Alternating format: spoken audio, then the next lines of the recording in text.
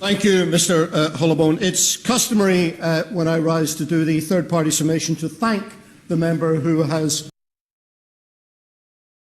brought the debate. On this occasion, Mr Hollowbone, I'm going to decline to do that. You see, the Scottish Government is accountable to the elected members of the Scottish Parliament. Yeah. And those members of the Scottish Parliament are elected by and accountable to the Scottish people. It is not a matter for this Westminster Parliament. Indeed, there is an explicit constitutional convention that forbids it to try and hold to account the Scottish Government. So I wonder why the honourable member for Stirling has chosen, amongst all of the things he could discuss that do affect his constituents, to bring this motion here today. And I conclude that the only possible reason is that rather than this be a debate to try and advance or develop public policy, this is purely and simply political point scoring and an attempt to have a go at the SNP. It is only a matter of some regret that he is aided and abetted in this endeavour by Her Majesty's loyal opposition. It seems the debate so far can't make up its mind as to whether the problem is the Scottish Government isn't using the powers it has, or whether the problem is that it is using the powers, as some speakers have complained about. The truth is that the Scottish Parliament and the Scottish Government use powers every day in every way to try and make things better for the people of Scotland, but they do so within considerable legislative and financial constraints. Constraints that have seen in real terms the Scottish public funding cut by almost 10% in a decade. But against that adversity, sit down please, I haven't got time. Against that adversity, there have been many, many achievements. Let me just list 10 because time is short. In Scotland, number one, people get free medicine.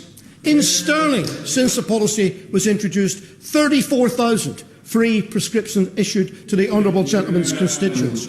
In Scotland, we do what we can to make taxation progressive. Higher rate taxpayers in Scotland today pay more than they do in England. People in larger houses, when they sell them in Scotland, pay more than they do in England. And people who live in larger houses pay more council tax than they do in England. No, I will not.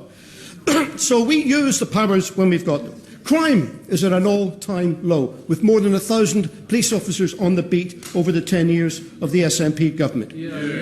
Scottish school students this year, their higher results were 1/3 higher than they were 10 years ago. A full third higher, a better performance than any other part of the United Kingdom. Help for small businesses in Scotland is at unprecedented. I shan't be giving way at all because I have not got the time. Help for small businesses is at unprecedented levels and much higher than it is in the rest of the UK. In Stirling, 4,882 businesses benefit from the small business scheme. Yep. In Scotland, we will make sure that the constituency of the honourable gentleman represents will not have fracking take place beneath their houses in line with their publicly expressed wishes.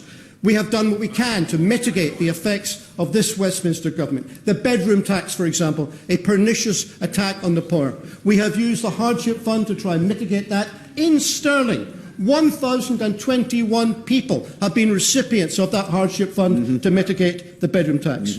We have the best performing National Health Service than any part of the United Kingdom. Still many challenges, but a higher spend per head, more staff, shorter waiting times and better public perception.